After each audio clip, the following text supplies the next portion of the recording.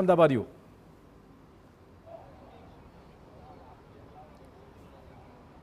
ચિરાગ, ક્લાસેને ચિંતા જરૂર વધારી હતી ભારતીય ટીમની, પરંતુ જે પ્રકારે એક રોમાંચક જીત ભારતીય ટીમે બતાવી છે અને જે પ્રકારનો એક ટીમ નો જે ઉત્સાહ જોવા મળ્યો છે, આખી જે મેચ છે એ મેચમાં ટર્નિંગ પોઈન્ટ તમારા હિસાબે કોણ હતું? ટર્નિંગ પોઈન્ટ સૂર્યકુમાર યાદવનો જે કહેતો હતો બાઉન્ડ્રી એ ડાયરેક્ટ ટર્નિંગ પોઈન્ટ આવી ગયો તો ત્યાંથી જ આપણે મેચ જીતી ગયા છીએ.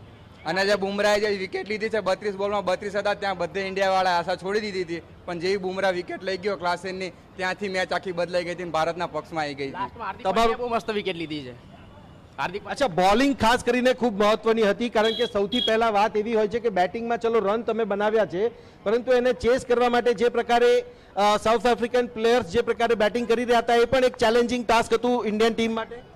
હા, તમારું શું માનવું છે, કયા પ્રકારે આજનું જે પરફોર્મન્સ છે ઇન્ડિયન ટીમનું રહ્યું છે અને કયો ટર્નિંગ પોઈન્ટ આજના દિવસનો રહ્યો છે? સૂર્યકુમારનું કેચ, જે મિલનનું પકડ્યું એ કેચ બહુ સરસ હતું. એટલે अच्छा, તમારું શું માનવું છે, શું માનવું છે તમારું આ मैच ने लेने?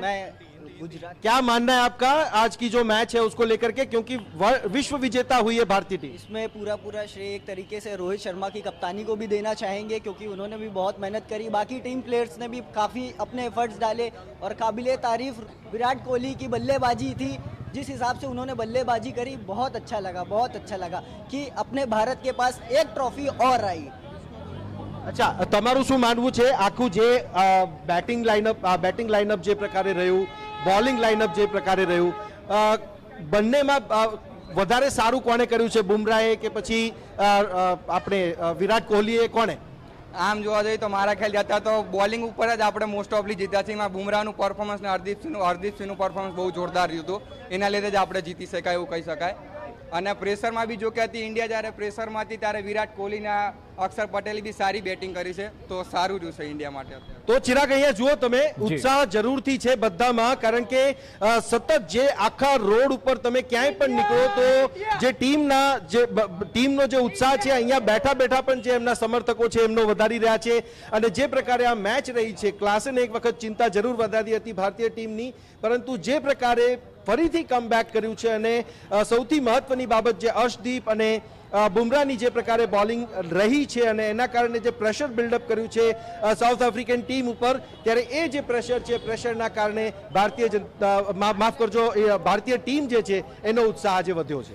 બિલકુલ, તો ચોક્કસ ઉત્સાહ ચોક્કસ વધ્યો હતો ટીમનો, પરંતુ કહી દઈએ કે જે રીતે 17 વર્ષ પછી બીજી વખત ભારતીય ટીમ બની છે વિશ્વ વિજેતા, ચોક્કસ આખા દેશમાં ઉત્સાહનો માહોલ જોવાઈ રહ્યો છે.